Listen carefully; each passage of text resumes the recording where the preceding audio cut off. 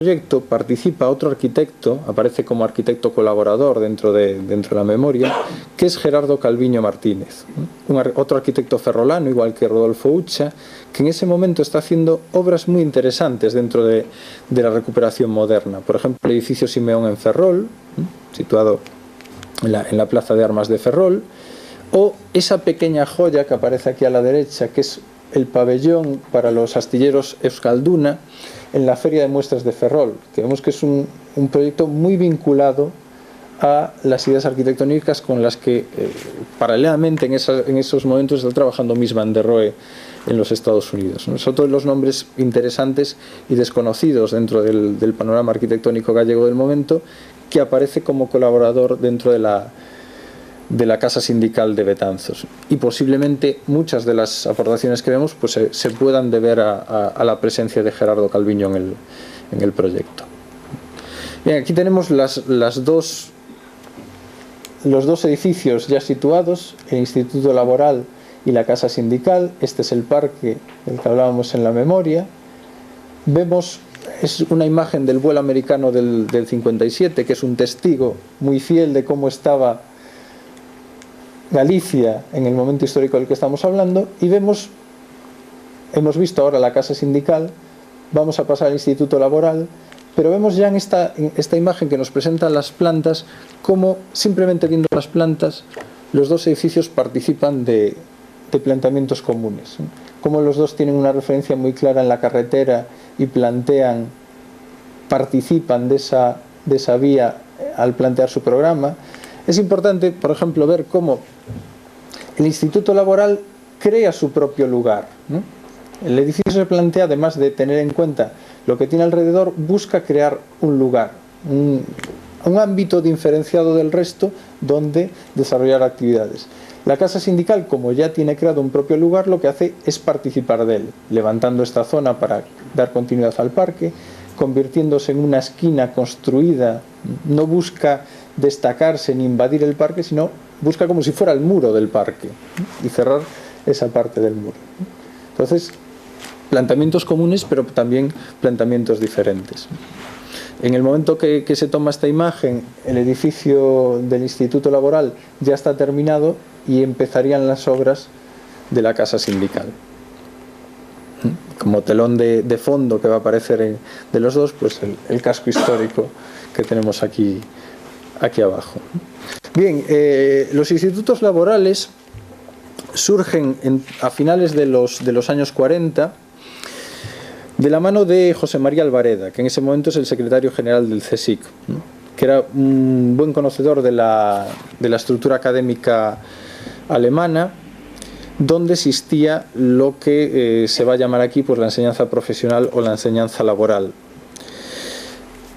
Con la ley del 16 de julio del 49, que es la que establece en España la enseñanza laboral, se propone la creación de unos centros de bachillerato que tengan enseñanzas de tipo profesional, como centros diferenciados de aquellos destinados a proyectar al alumno hacia los estudios universitarios. Estos centros se emplazarían en cabeceras de comarca y debían proporcionar una formación intelectual básica que complementara los conocimientos especializados de determinados oficios o profesiones: agricultura y ganadería, industria y minería o marítimo-pesqueros, según las características específicas de la comarca donde se situara el centro. Evidentemente, cuando surge un nuevo tipo de estudios académicos, lo lógico sería que lo acompañara también una nueva arquitectura escolar, ¿no? Porque evidentemente tiene que existir espacios para prácticas, tienen que existir espacios que se adapten a esas nuevas metodologías. Y eso es lo que va a suceder con los institutos laborales. Los primeros que se sitúan en España no van a tener una arquitectura propia, sino que se van a situar en edificios ya existentes. Pues, por ejemplo, aquí el caso, aparecen tres imágenes: C, Mondoñedo y Tui, donde esos institutos laborales se van a situar en sedes que ya existían, por ejemplo en edificios de indianos. Entonces no obedecen a un planteamiento arquitectónico nuevo. Pensemos también que una escuela, si tiene una arquitectura que buena que la acompañe, también la propia arquitectura enseña. No enseña solo la escuela, sino que si la arquitectura es adecuada, es buena, también se convierte en algo que ayuda a la enseñanza. Y al revés también sucede eso. Uno de los primeros institutos laborales que se proyectan en España es el que el propio Albareda encarga a Miguel Fisac, uno de los nombres, otro de los maestros de la modernidad en España, para Daimiel. Y es este que tenemos en la imagen, que se convierte en uno de los proyectos clave en la trayectoria de Fisac, porque plantea temas muy vinculados a la arquitectura nórdica del momento, lo que veíamos antes en las imágenes de Alvaralto, al mismo tiempo a los oficios constructivos del lugar, a la tradición constructiva, al planteamiento de adaptar el edificio, adaptar la arquitectura a la metodología docente que se va a impartir en él. Y estas son las imágenes del Instituto Laboral de Daimiel. Aquí tenemos otras imágenes donde vemos pues cómo el edificio se plantea en una única planta baja, donde aparecen las aulas, y en el interior vemos que son espacios totalmente modernos para el momento que vamos hablando. Es decir, si Le Corbusier definía la casa como una máquina para habitar, pues aquí tenemos la escuela planteada como una máquina para aprender, ¿no? Y el cuidado por el detalle, por el diseño, cómo se incorporan los oficios tradicionales como parte de la construcción de los muros, el encalado de los muros, etc. Lo tenemos ahí reflejado de un modo muy claro. Como decía antes, los primeros institutos se plantean sin una estrategia general en toda España. En el año 54 se convoca un concurso para la construcción de los institutos laborales, un concurso que se va a publicar al poco tiempo dentro de la Revista Nacional de Arquitectura. Es un concurso muy interesante porque participan los arquitectos jóvenes del momento y prácticamente todos quedan premiados o finalistas, ¿no? Para el concurso se buscó el asesoramiento de William Dunkel, un arquitecto suizo especializado en construcciones escolares, y el concurso nos va a transmitir de un modo muy claro esos nuevos planteamientos arquitectónicos en lo que se refiere a la construcción de escuelas. Ahí vemos la portada de la Revista Nacional de Arquitectura cuando publica el concurso y uno de los primeros, el primer premio que recibe Carlos de Miguel, otros proyectos premiados, que vemos como todos ellos pues obedecen a nuevos esquemas, alejan mucho de la idea de esa escuela tradicional que veíamos, por ejemplo, en las imágenes anteriores, ¿no? En esos edificios que se reutilizan. Vemos como son todos ellos edificios que se extienden sobre el terreno, que buscan crear un lugar propio que complemente los espacios interiores. Arriba a la izquierda tenemos el proyecto del Grupo R, arriba a la derecha el de Corrales, abajo a la izquierda Martínez Chumillas y abajo a la derecha Guerrero Iribarren, todos ellos premiados en ese concurso nacional de institutos laborales. Y todos ellos obedeciendo a las bases que demandaba el concurso, que no se plantea para un sitio específico, sino que se plantea para un sitio hipotético, con unas características muy genéricas, pues buscan resolver adecuadamente el programa académico, atendiendo al mismo tiempo a unos espacios interiores modernos, soleados, ventilados, es decir, que cumplan con unas condiciones buenas para desarrollar las actividades académicas que ahí se planteen. Y lo curioso también del concurso es que además todos los premiados, además de obtener el premio del concurso, se le encarga después un instituto laboral, que van a materializar ya en un caso concreto. Bien, llegamos al caso de Betanzos, que se proyecta justo poco después de hacerse el concurso a nivel español. No participa del concurso, si participa no es premiado, pero es justo en ese momento en el que estamos hablando donde se publican esos nuevos planteamientos a la hora de construir los institutos laborales. Y en el de Betanzos nos encontramos con planteamientos muy similares al de Daimiel de Fisac. Basta comparar las plantas. Arriba a la derecha es la planta de Daimiel y aquí abajo es un esquema que aparece, un esquema de Tenreiro, donde va probando, va encajando el proyecto de Betanzos, ¿no? Finalmente esta, que es la planta superior, no quedará en esta posición, sino que se abrirá un poco más, como veíamos antes en el plano. ¿Cómo conocía Tenreiro Daimiel? No lo conocía porque se hubiese publicado en las revistas especializadas, porque en ese momento todavía no se había publicado, pero sí se había publicado en la prensa diaria. Y en el archivo de Antonio Tenreiro Brochón se conservan recortes de periódico donde aparece el Instituto Laboral de Daimiel. De manera que era algo que conocía y que seguramente tuvo en cuenta a la hora de proyectar el Instituto Laboral de Betanzos. Además de todas esas referencias que él había conocido y que se había traído de sus viajes europeos. En el archivo de Antonio Tenreiro Brochón también se conservan muchas revistas europeas del momento, de construcciones escolares, por ejemplo, que son edificios que ya tienen en cuenta todos estos planteamientos.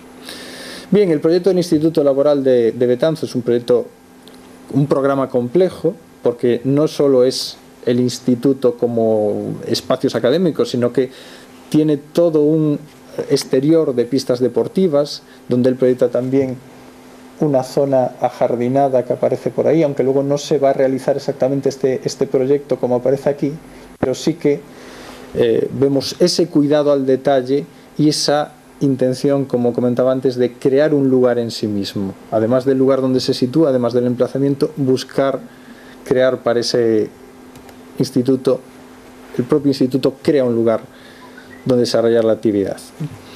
Si leemos la memoria que plantea, que también es muy interesante, dice: se tuvieron en cuenta 3 aspectos fundamentales: la distribución-orientación, el terreno y la composición estética. La distribución: talleres y dibujo al norte, aulas, laboratorio, gimnasio al sur, de una manera muy elástica y de fácil ampliación. Circulaciones claras y no excesivamente largas, y acceso rápido por un gran vestíbulo salón de actos estratégicamente situado y contiguo a la parte administrativa del centro. El terreno. En cuanto al terreno de soporte, se trata de una marisma de fango con agua a flor de tierra, agravado con una vía de agua que desaguaba en el solar, lo que obligó a proyectar en 2 plantas para alejar del suelo al menos una parte del edificio.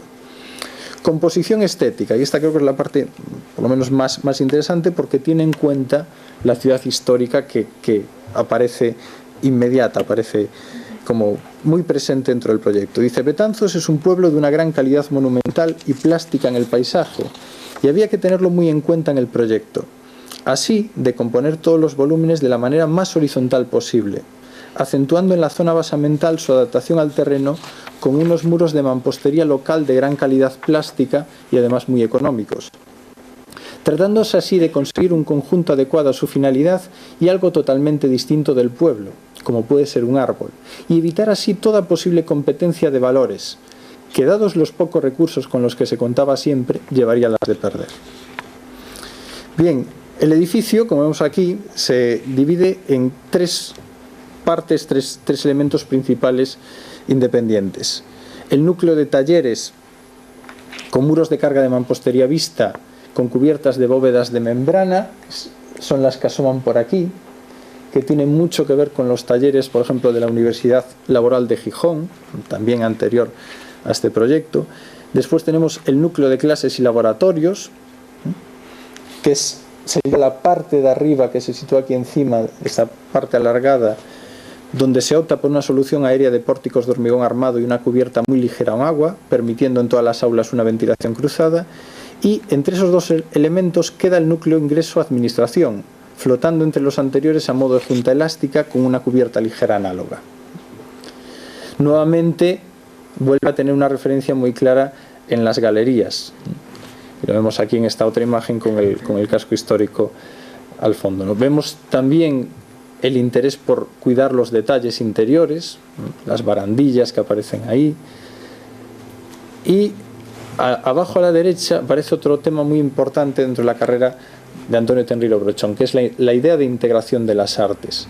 Aparece un mural realizado por el propio arquitecto, una visión abstracta que puede ser la propia ciudad de Betanzos, donde se incorpora, pero no como una pintura que se adose al muro, que se cuelgue en un muro, ¿no? Sino que incluso las instalaciones forman parte del proyecto, se plantea como una integración dentro de la propia arquitectura, ¿no? Eso es lo que en ese momento está muy presente en muchos autores. José María de Labra, por ejemplo, también está muy vinculado a esa idea de integración de las artes.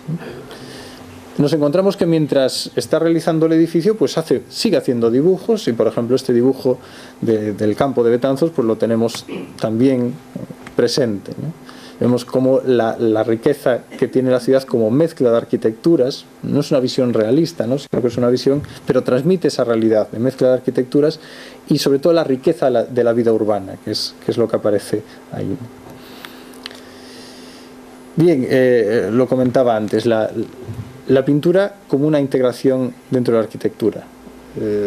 José María de Labra, Francisco Farreras, Jesús de la Sota son autores que en ese momento se suman al propio Tenreiro dentro de esa idea de que la arquitectura es un arte, pero también pintura, escultura, todo ello puede estar integrado dentro de un mismo proyecto.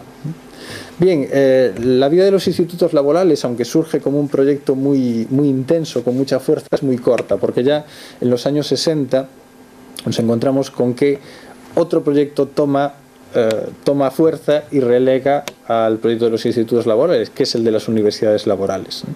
Que mantiene algunos aspectos similares, pero tiene un programa mucho más complejo, son centros que recogen una superficie territorial más grande, una escala mucho mayor, y aquí tenemos muy cerca el caso de la Universidad Laboral Crucero Baleares, que es uno de los centros también paradigmáticos dentro de su arquitectura, dentro de la recuperación moderna, un proyecto de José López Zanón y Luis Laorga, que ya había participado también en el concurso de institutos laborales y que refleja también los nuevos planteamientos académicos, cómo se pueden hacer arquitectura y cómo se pueden plasmar en una arquitectura atenta a las preocupaciones del momento.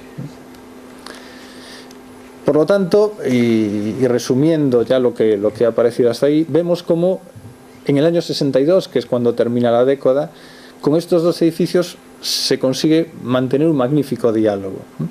Un diálogo que nos ha servido para ver cómo se ha transformado el edificio institucional en ese momento y cómo ha evolucionado el edificio escolar. Y cómo tiene muchos puntos en común, tiene muchas diferencias, también tienen defectos, evidentemente, cada uno de los proyectos, pero aún así se consigue un diálogo muy fecundo y que es el que hace progresar la arquitectura, que es al final lo que nos interesa de estos dos proyectos.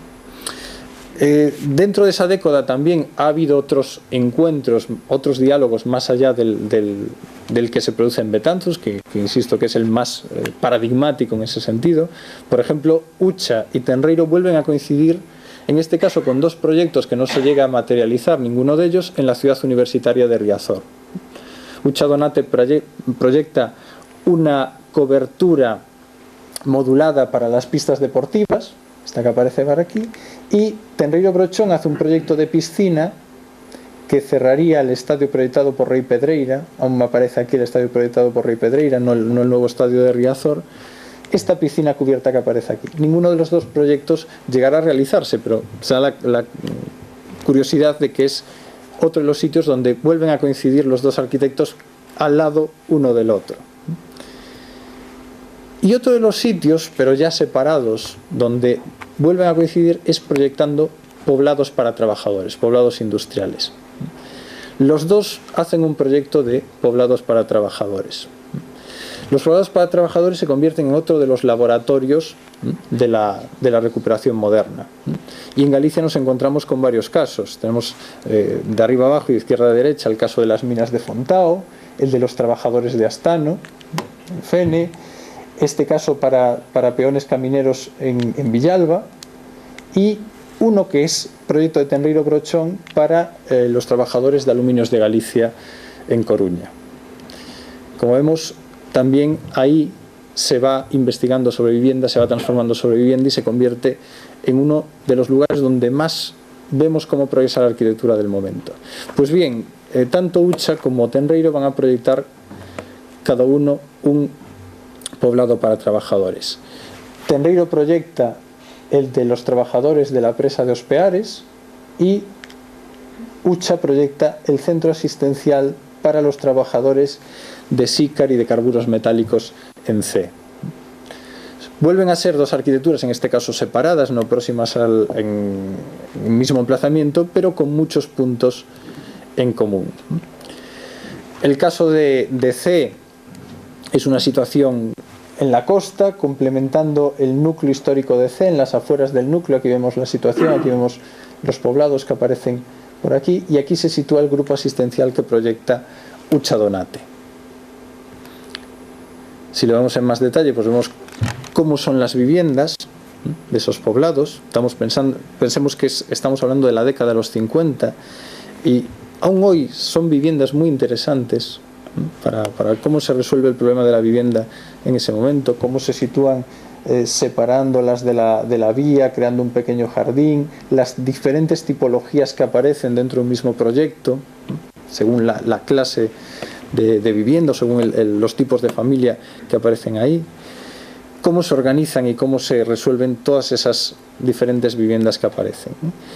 Y el centro asistencial, que es un complejo programa docente, asistencial, incluso religioso. No podemos obviar el momento en el que estamos hablando, ¿no? Porque en el medio de todo ese programa aparece el gran edificio, el núcleo del programa de la iglesia, como elemento simbólico del programa. Y vemos como aquí Ucha Donate sigue trabajando con los mismos conceptos que vimos antes en las casas sindicales de Lugo y Betanzos. Si saltamos al caso de Os Peares, en este caso no tenemos una continuidad con una villa existente como era el caso de C, sino que se va a situar en un entorno totalmente rural.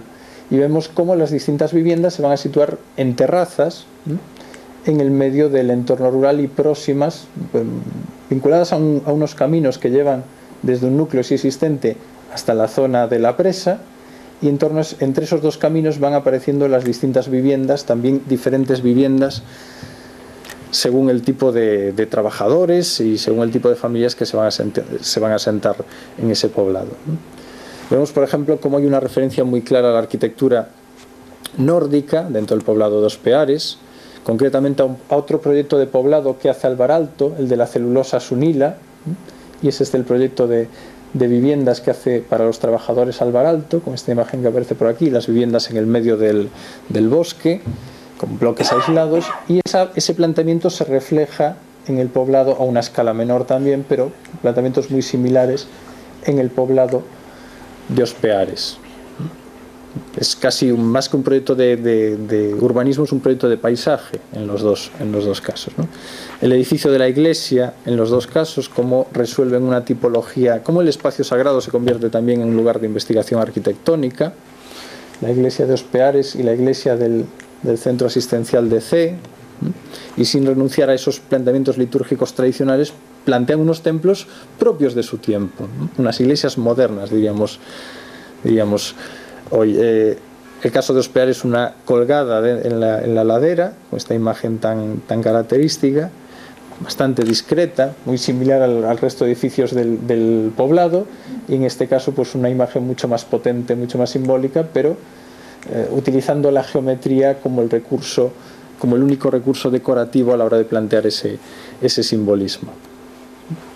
Y tenemos la estructura, la geometría, los materiales vuelven a ser los elementos que caracterizan a la arquitectura, ¿no? Los elementos simbólicos decorativos son mínimos, ¿no? Son los mínimos necesarios. También la importancia del entorno, el entorno rural en este caso y el entorno urbano, y cómo eso también va caracterizando, va modificando el tipo de arquitectura que aparece. Y esa integración de las artes que veíamos de un modo muy aproximativo en el caso de Betanzos, la volvemos a ver aquí. En Tenreiro, además de diseñar los poblados, se convierte en el arquitecto que va a reflejar el anhelo de integración de las artes dentro de los aprovechamientos hidroeléctricos, dentro de la arquitectura de las presas. Por ejemplo, en Os Peares va a diseñar varios murales para las salas de turbinas, para los espacios interiores de los edificios de trabajo. Algunos se realizarán, este que vemos aquí, que luego lo veremos en más detalle, y otros quedarán simplemente como proyecto. Esa idea de integración de las artes está muy presente en la arquitectura industrial. Casos paradigmáticos de las centrales asturianas, Proaza y Salime, donde el trabajo de Vaquero Palacios y Vaquero Turcios, su hijo, pues se refleja de un modo muy claro, ¿no? Pero con una diferencia hacia el trabajo de Tenreiro. Frente a la valoración, la exaltación de la electricidad y la energía que aparece en los trabajos de Vaquero Palacios y Vaquero Turcios, Salimi y Proaza, Tenreiro hace una visión que podemos decir más ecologista. No presenta la aparición de la presa como algo positivo. De hecho, lo vemos como una gran herida dentro de la naturaleza, ¿no? Las torretas, las líneas eléctricas se presentan con unas líneas rojas muy marcadas, casi como cortes, ¿no?, sobre el paisaje, ¿no? Es decir, podemos obviar que estas estructuras vuelven artificial al paisaje, ¿no? Convierten ese paisaje natural en un paisaje artificial. Y eso en la obra de Tenreiro se manifiesta muy bien.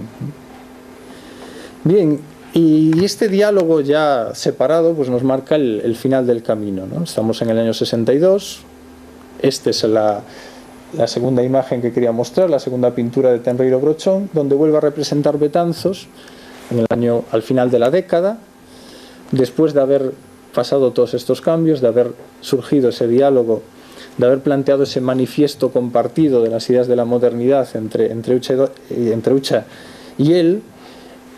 Y esto supone, de algún modo, el final de un camino, ¿no? Y la propia imagen, pues la propia pintura, pues es una imagen del final de un día, ¿no?, final de una época también para su autor. Pues luego iniciará la época negra, que ya será una época muy diferente en su pintura.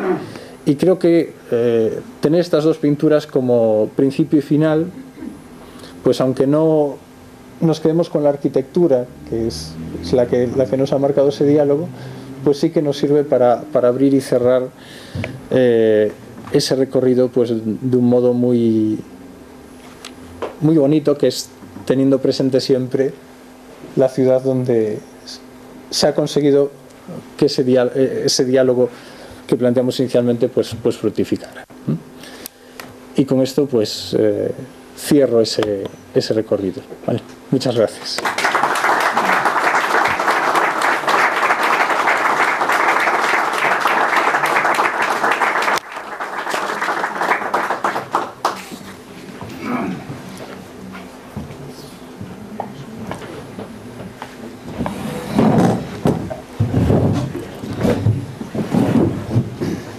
Muchas gracias, Antonio.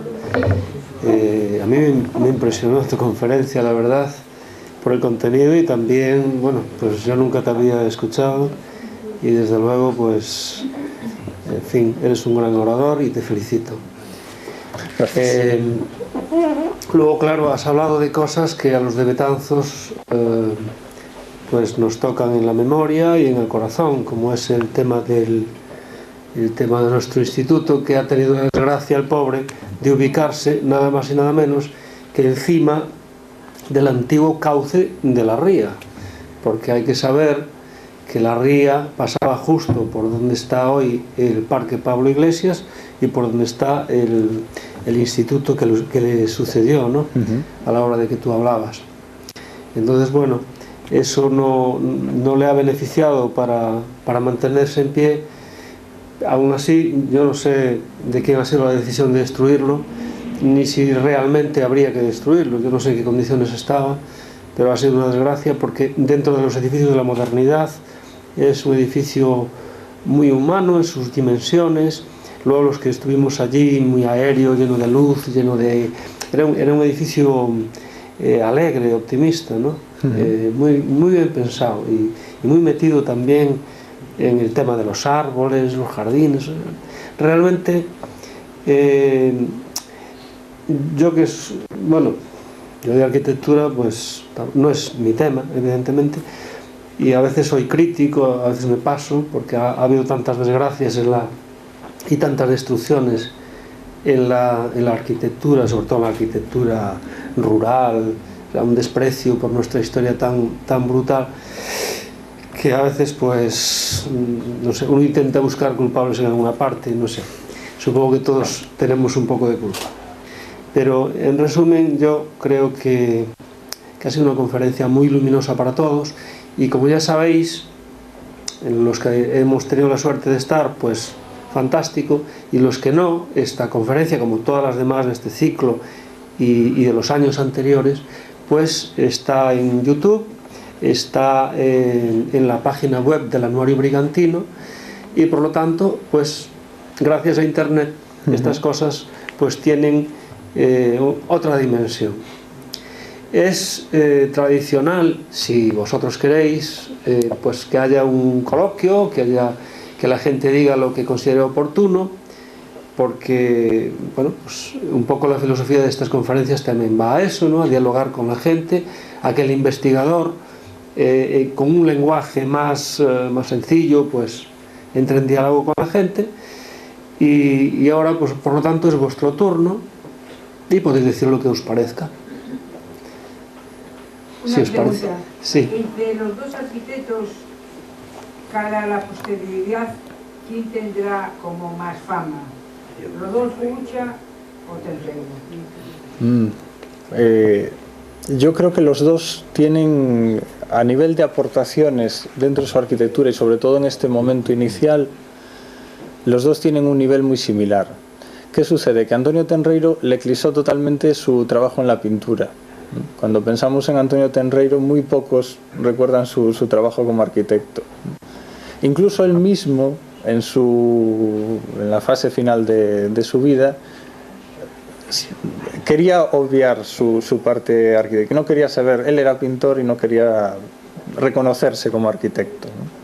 Entonces eso puede tener una cierta, a la hora de entender las aportaciones de los dos. Yo creo que los dos están a un nivel muy equiparable, pero eso sí que puede tenerse en cuenta a la hora de, sobre todo a la hora de valorarlo por el gran público, ¿no? Yo creo que eso, que los dos están a un nivel muy similar. A ver. Una pregunta. Yo creo que la casa número 2 en la Rúa Traviesa es obra de Antonio Cantón, ¿no? ¿Sabe usted algo de eso? En el casco antiguo. Los cuarteros de Rúa Traviesa, la casa esquina. Esa obra la hizo en el 50 y tanto. Había un comercio que se llamaba De Monte. Aún consta su obra allí, que se enfrenta de él, no sé si le conoce. Conozco la obra, pero no puedo decir si es, porque se da el problema de que en esa época estaban construyendo todavía el padre y el hijo. Es decir, puede ser Antonio Tenreiro Rodríguez, padre, o puede ser Antonio, pues entonces sí, sí es el de instituto. Sí, sabía algo acerca de eso. Está en el casco histórico. Y el estilo lo conserva muy bien. Bueno, entonces, era una casa comercial. Ajá. Pues se ve que sí. Creí que sabía algo de eso. Bueno, tiene relación. Sí, pues no, conozco la casa, pero no sabía que era también de Tenreiro Brocho. Pero me gustó la conferencia. Gracias.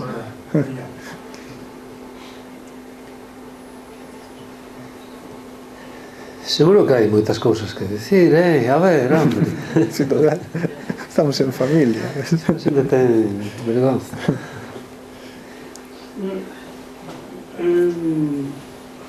Ahí nombraste antes un antecedente de la arquitectura de Tenreiro y en relación al Instituto Laboral, que me parece que era de un finlandés, si mal no entendí.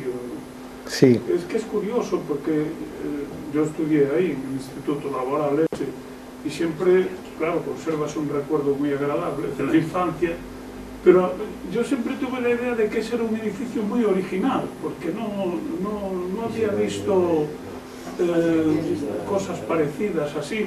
Luego he visto la casa esa de Sada, que también guarda una similitud que se ve claramente que es del mismo autor, pero me interesa el antecedente ese de, no sé si es de Finlandia o de algún otro sitio, que se vio ahí una imagen que efectivamente se veía las fachadas esas de mampostería o de piedra así, muy parecida a ciertas fachadas del instituto, ¿no?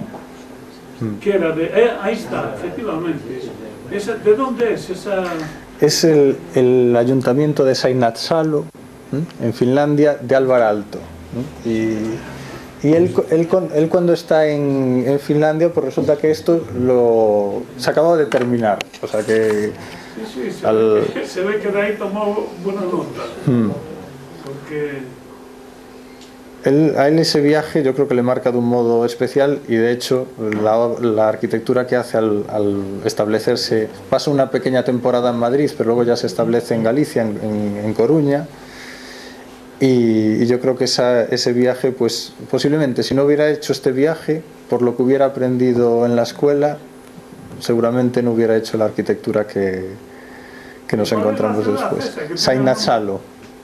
Seinäjoki. Nombre bien raro. Sí, está por ahí, claro.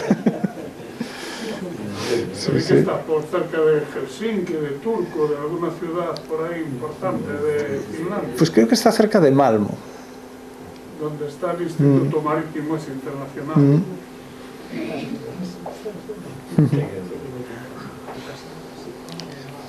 Ahora, yo respecto a la casa sindical, ¿no?, que es la que todavía queda, yo reconozco que desconocía que era de Rodolfo Ucha, de hecho creo que me lo dijiste un día, y hoy día sí es verdad que su imagen está bastante desvirtuada, o así me parece recordar, respecto a lo que es el proyecto original, ¿no?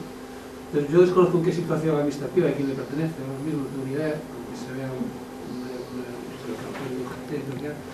pero bajo tu criterio o tu opinión, ¿qué podríamos esperar de ese edificio para alguna manera? ¿O recuperarlo o darle quizás un nuevo uso? ¿Quién sabe? Porque claro, el uso original quizás esté obsoleto. Un poco, ¿tú qué futuro para no, digamos, dejar que caiga otro más, ya que estamos, ¿no? Porque todavía lo tenemos? Eso es un problema complicado que se sumaría a todo esto, ¿no?, que es el problema del patrimonio y de la conservación del patrimonio moderno, ¿no? Estos edificios, además aquí nos encontramos con dos casos típicos, uno que ha sido totalmente destruido ya, el instituto, y otro que casi podríamos pensar que ojalá fuera destruido y no estuviera como está ahora, ¿no? Es muy difícil que estos edificios que tenemos aquí tengan un grado de conservación, de protección, más que conservación, porque está pasando continuamente lo vemos con los edificios del patrimonio moderno. Ya es difícil que se tengan en cuenta que se conserven obras de menos de 100 años, estos que están prácticamente todos en torno a los 50 años, suponen un problema muy difícil. Yo siempre digo lo mismo. Primero, pues que seamos capaces de conocer y de transmitir los valores que tienen. Ese es el primer acto de protección y de conservación que podemos hacer. Después, si existe algún tipo de colaboración por parte de las instituciones, es el paso siguiente que se podría dar, ¿no? Todos los casos que me he encontrado son casos que prefiero quedarme con las fotografías del momento que ver las imágenes actuales, ¿no? Porque realmente han sufrido mucho. Y han sufrido mucho porque, por una parte, son edificios cuyo mantenimiento es muy caro, porque estamos hablando de edificios donde se experimenta con materiales que en ese momento pues son los primeros pasos que se dan. Entonces, por una parte, esa experimentación con el material. Por otra parte, son edificios que son muy usados, tienen un uso constante y que van cambiando de uso y de programa cada poco. En el caso de los edificios escolares o caso de estos edificios que tienen un uso institucional. Y eso todavía ocasiona que sea mucho más difícil intentar conservar algo, ¿no? Yo creo que eso es el camino que nos gustaría que ocurriera, ¿no? Que estas obras, igual que una obra, por ejemplo, una obra de arte pues de Picasso, de Antonio López, siendo contemporánea o teniendo pocos años, nadie se plantea que destruirla o transformarla pues es un atentado casi, pues que con la arquitectura moderna, la arquitectura más reciente a nosotros, pues también sucediera lo mismo, ¿no? Eso sería lo ideal, lo esperable. Cuando has hablado de la casa sindical, has trazado así un poco, digamos, los orígenes, la evolución. A mí me llamó la atención que después de haber estado construyendo obras, digamos, según esa tipología que parecía que estaba tomada de la casa del Fascio di Como, ¿no? Con esa estructura, y que de pronto haya un cambio tan radical. Sí, sí. ¿Qué es lo que le pasa de pronto que de un modelo claramente simétrico y volumétrico pasa a esta cosa que no tiene nada que ver? Y ahí me ha parecido que hacías una referencia a Mies también. Sí, bueno, en este más a la Bauhaus, a Gropius y al edificio de la Bauhaus. Yo no sé la causa exacta de ese cambio, sé que ese cambio ocurre, y además ocurre con 2 años, 3 años de diferencia, es decir, con muy poco tiempo cuando hablamos de tiempo de arquitectura.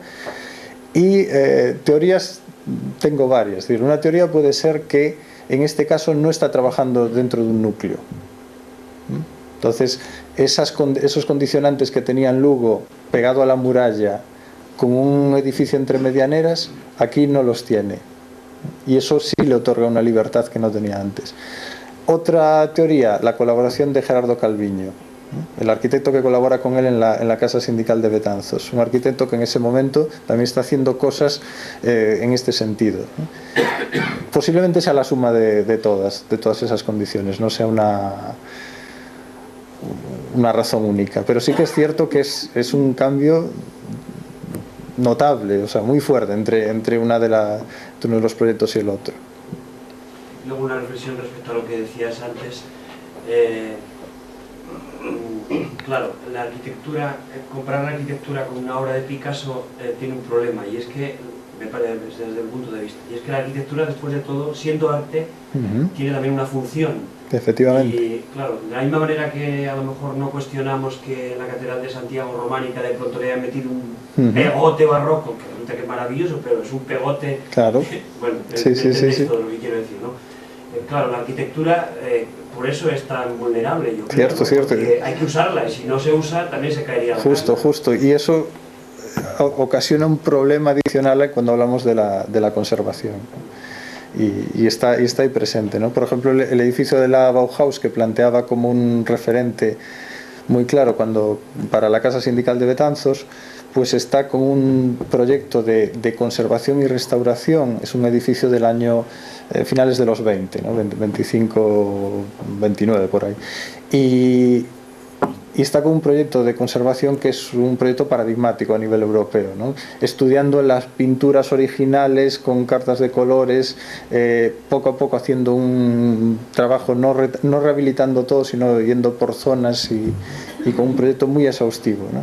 Y al mismo tiempo se está convirtiendo en una zona de usos de celebración de cursos, de celebración de actividades, porque si no se vive esa arquitectura, pues se pierde uno de sus valores claves, que es el uso, ¿no? Entonces tiene que estar presente.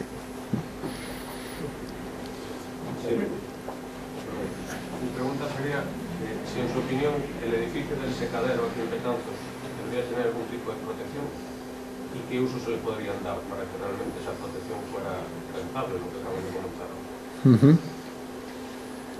¿A qué edificio me estoy refiriendo? Entiendo que lo conoce. ¿Cuál? El edificio del secadero. Sí, cierto. Vamos a ver. Siempre el tema de la protección debe ser un tema de consenso social. Entonces, yo creo que ese edificio, como parte fundamental de la memoria de Betanzos, sí que debería tener algún tipo de protección.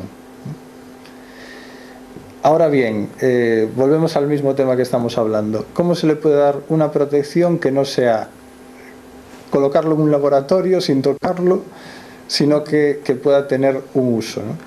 Y curiosamente los edificios de tipo industrial son los que una libertad de usos más grande permiten, precisamente porque tienen unos espacios de una dimensión mayor y suelen ser unos espacios bastante versátiles.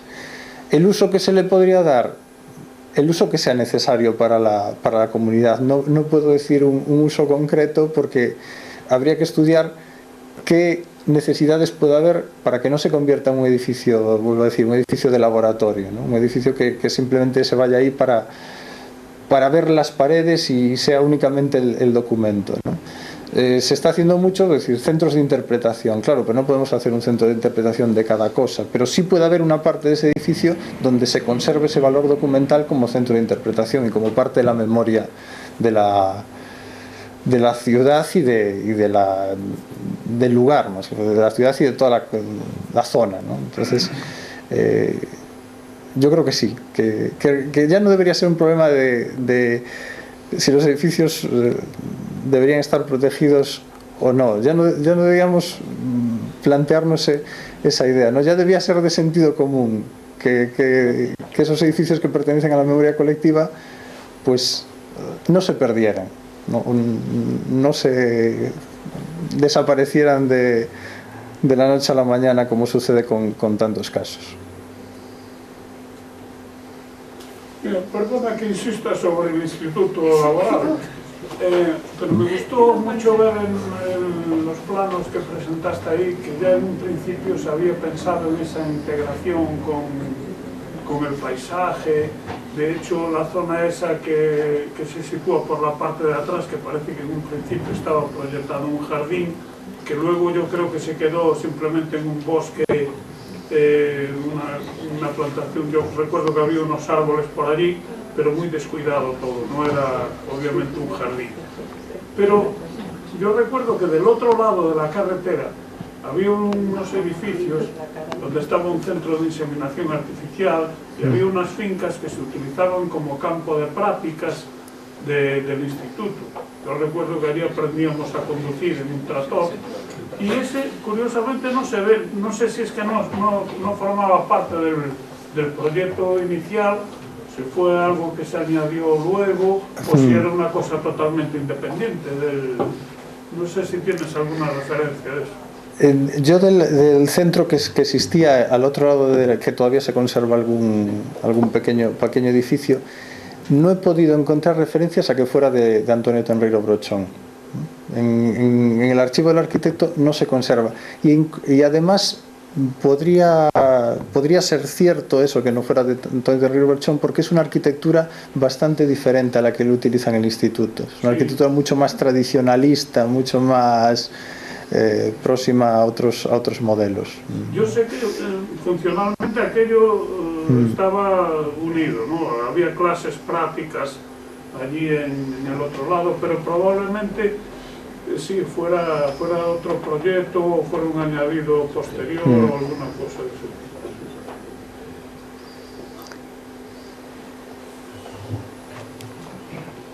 Bueno, pues entonces, si os parece bien, terminamos y como siempre pues le damos un detalle a nuestro conferenciante y lo va a hacer el concejal de Cultura Francisco Díaz Pereira.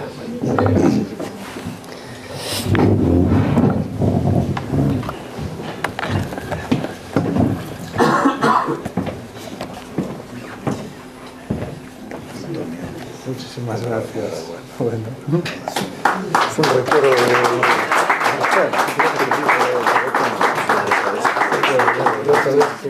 encantado de estar aquí. Muy bien. Muchísimas gracias.